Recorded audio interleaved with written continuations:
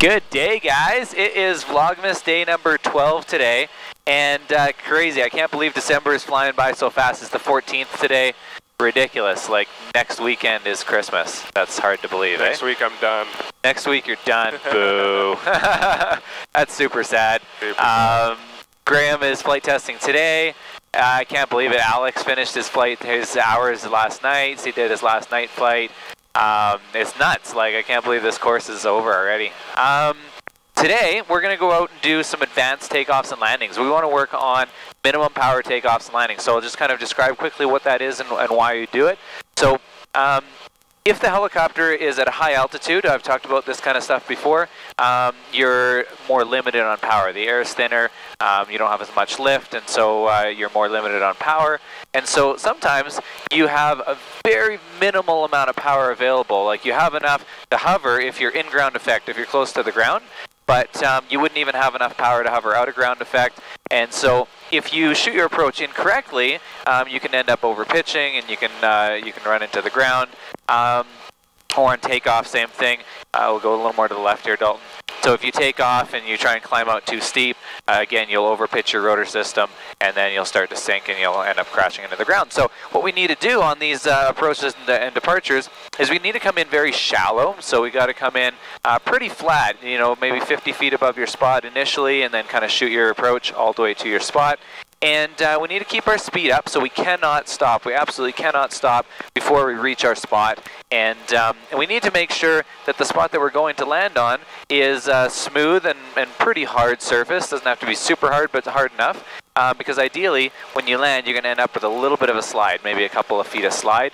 And you have to make sure that on your departure path, there's nothing that's in your way, like no bushes or rocks or anything that are in your way that you could clip a skid on or hit to get out of there, because it's going to be same thing. It's going to be a very shallow departure. You're only going to be a few inches off the ground, and you're going to just kind of slide it off, not on the ground, but you're going to stay in that ground cushion for your whole departure. So, so we've got a really cool spot here up on Mount Robbie that we've chosen.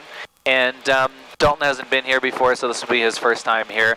And so we're going to assess the spot real quickly, and we're going to determine that we're pretty limited on power. Now, in this location, we have a little bit of a reserve. Well, we'll see. We'll check the power and see how we are. So let's level out, Dalton.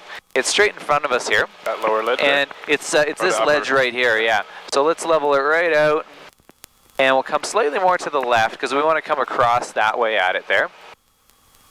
And we're going to do sort of a low and slow pass, but we're not going to drop below 25 knots because we want to do a power check.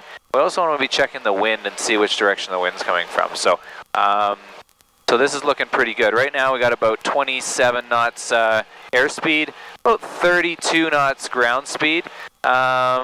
Very light wind, but it looks like there's a slight bit from behind us, doesn't it? Okay, so the spot that we're going to is going to be right over here. You can actually see a couple of skid marks there. Graham and I were there yesterday. Okay. You see those? Yeah. Okay, so let's come back around at it. And we're going to come in very shallow. So that was a little bit of a high pass. We can come around now. Oh man, it never gets old up here. Okay, so we're still definitely really high, so let's drop that power. And that's looking good. So there's some kind of rocks on either side of our approach path here. And we're going to shoot right in the middle of those, yep. And we're checking now about 30 airspeed, 30, oh that's weird, 38 ground speed. Yeah, so like both directions we're showing. Do you want to abort this one? Yeah, well we're going to do a power check here I think as well. We still have a little bit of a tailwind at this point. But I want to just sort of see, if we try and hover out of ground effect, what's going to happen here? We're going to get some rotor droop. Yeah, we're going to maybe, yeah, it's drooping already. We're at 100%. Got a little bit of a droop. Throttle's going on to max throttle. And RPMs are low, but they're not drooping. Oh yeah, now they're drooping. Okay, perfect. This is actually a fantastic example today. You should do video on your phone of that. I know one person was asking about to see the rotor drooping. Yeah. Let's loop back around again. Okay. Now, both ways we're getting a slight tailwind, which doesn't really make a lot of sense. It's not a crosswind, I don't think, because we're not getting twitched at all. So I think it's your choice here on which way you'd like to come in. We had less going this way. But yeah, it seemed like we had less going this way. So why don't we shoot the approach this way? Okay, so this is an awesome example, you guys, because we are right on the power limit. We could hold an outer ground effect hover for a couple of seconds, and then the RPM drooped down, and we weren't able to hold it. So that means that we're going to have just enough power to hover when we're in ground effect, okay?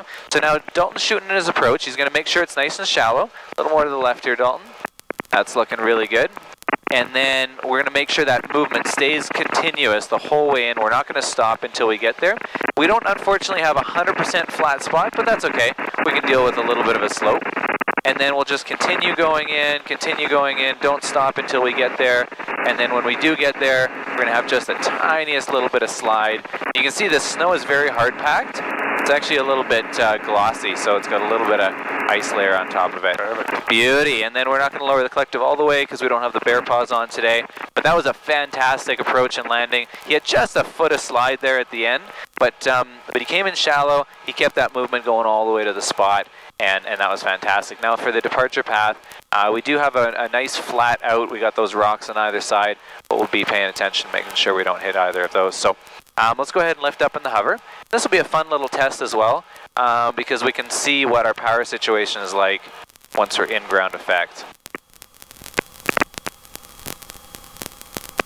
Okay, so now we're hovering at about 95, 96%, 94, and RPMs are stabilized in the green. So as you guys can see, we can hover in ground effect, but we can't hover out of ground effect. So what we're going to do is we're just going to start creeping the helicopter away. We're about, I don't know, 4 inches off the ground right now, and we're going to try and keep this height as we depart here. So let's go ahead, gently depart, that's looking really good. We still have less than 100% power. And luckily it slopes down and away it goes. Oh, that is so cool. That's pretty amazing, eh? That's awesome. Just the ground drops right off, man. That is so crazy. So that's a real life scenario, and that's the cool thing, right? Like, you can practice these in a field all day long down at sea level, and you never really get a full concept. Like, I can teach them, like, this is how it looks and this is how it works and everything, but you never get a proper concept of why do you actually do this exercise, what's it used for, and sort of the critical things that can go wrong. So what would happen, Dalton, if we shot that approach maybe a little short, we were a little too low, and we slowed down a little bit too much? What would end up happening? You get that over pitching scenario where you're drooping your face right into the face of the mountain, right? Yeah. So that wouldn't be good. Exactly, yeah, and we'd end up right in that rock cliff right before it there. That wouldn't end up going so well. So, yeah, that's awesome. How does that feel?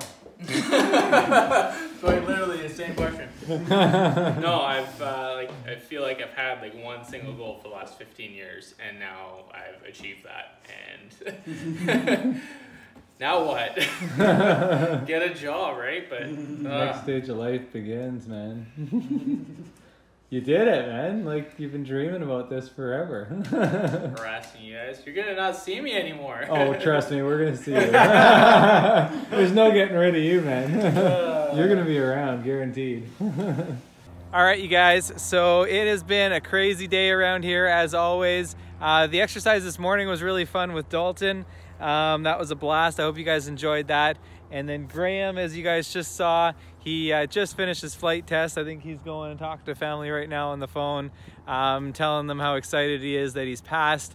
And now he gets to go on to the next stage of life where he's looking for work. Super exciting. We'll see if we can try and follow up with some of these guys as well, see where they're going. I hope you guys enjoyed this video. If you did, please give it a thumbs up. Share it with somebody who you think would find this interesting. And we'll talk to you guys again. Let's see here, tomorrow's Friday. I don't know if I'm gonna do a video tomorrow. We'll see what's all going on. And then I'm definitely not gonna do one on Saturday, Sunday. So I might have one for you tomorrow, maybe not. If I don't, we'll